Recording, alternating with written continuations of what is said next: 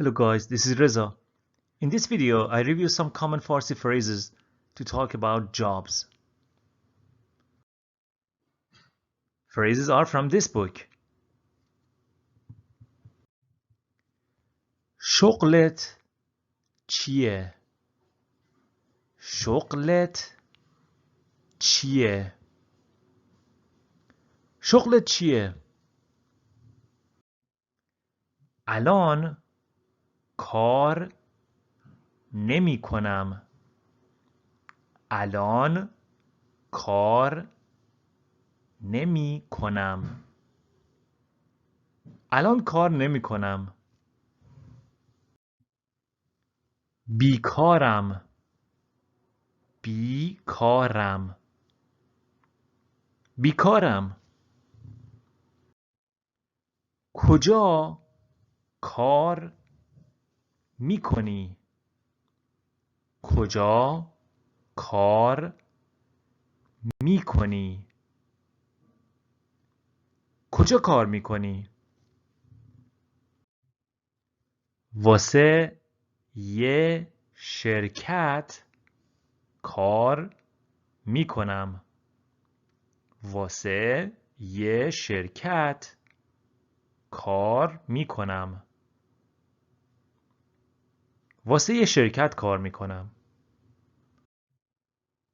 از شغلت راضی هستی؟ از شغلت راضی هستی؟ از شغلت راضی هستی؟ درآمدتون چقدره؟ درآمدتون چقدره؟ درآمدتون چقدره؟ میخوام کارم رو ول کنم.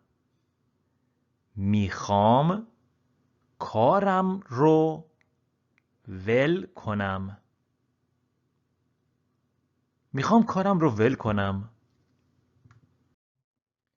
کار مورد علاقم رو پیدا نکردم. کار مورد علاقم رو پیدا نکردم. کار مورد علاقم رو پیدا نکردم. اول ایمنی بعد کار.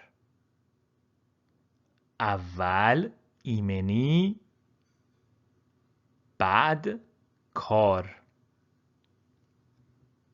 اول ایمنی بعد کار. بیمه شدی؟ بیمه شدی؟ بیمه شدی؟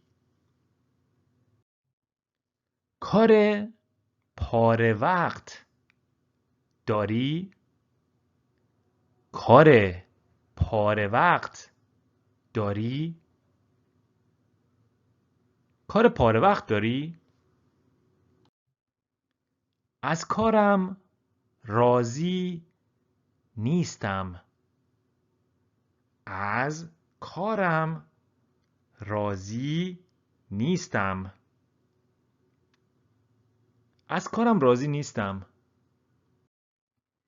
شغلم رو از دست دادم. شغلم رو از دست دادم. شغلم رو از دست دادم. دفترچه بیمه داری؟ دفترچه بیمه داری؟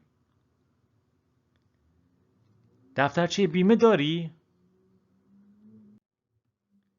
واسه این کار تجربه کافی داری؟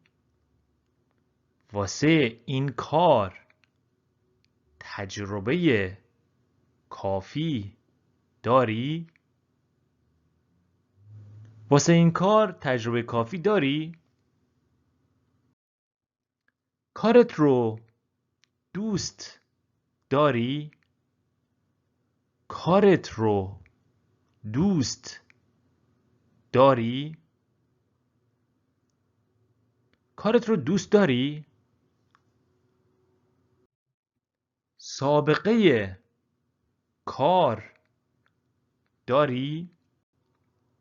سابقه کار داری؟